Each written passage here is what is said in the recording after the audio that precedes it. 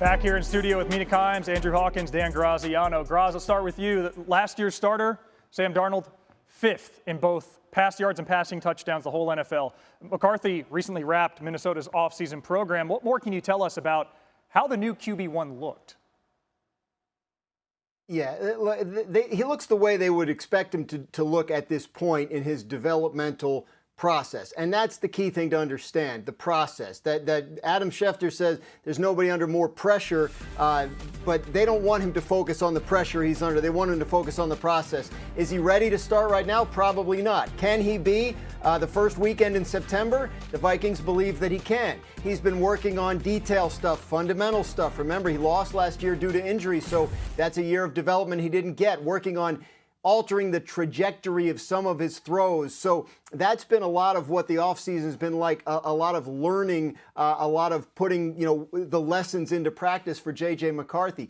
Kevin O'Connell would have told you this time last year that Sam Darnold wasn't ready yet to be their starter, but he believed he could get him there by the first weekend in September, and he did, obviously. So they believe the same thing about JJ McCarthy. They believe in their process. They think he'll be ready. Hawk, I want to follow up on that point with you. We saw how it went last year, 14-3 regular season. I mean, the 1 seed in the NFC was in play till the final game of the regular season for the whole league, Week 18. McCarthy, I know not officially a rookie, but essentially a rookie. How confident are you that he can lead this team to a similar level of success?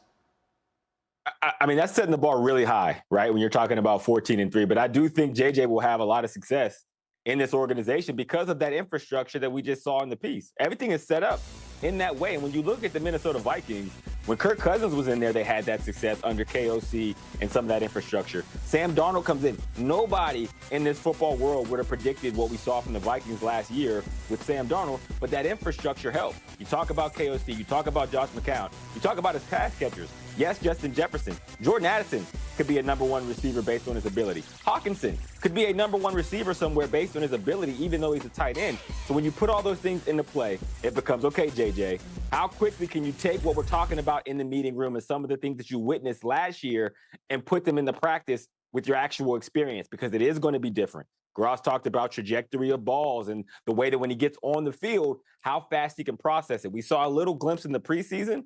I'm confident JJ will go right along with the rest of those quarterbacks I just talked about because of the infrastructure that the Minnesota Vikings have. Yeah, Andrew, it's a great infrastructure, and it's also one that they improved this offseason. If they had a weakness, it was the interior of the offensive line, and they invested heavily in that, both in free agency and the draft. And that's going to help JJ not only in terms of pass protection, but also run blocking, which I think is something they really need to improve at this year. Not just because he's a rookie quarterback and he comes from a run-heavy offense at Michigan, but also because this offense did lack balance at times. They faced the second most too-high coverage in the NFL, unsurprising given the pass catchers Andrew just laid out, but they ran into those looks at a below-average rate. I think if they can bring that up and make defenses have to respect the run more, that is going to help JJ as well, in addition to, of course, being surrounded by so much talent in terms of the receivers and tight ends. And they made decent commitments at 2 spots, interior offensive line, drafting Donovan Jackson, and then a 5-year contract for Will Fries coming over for just over $80 million. Vikings open the season in 77 days.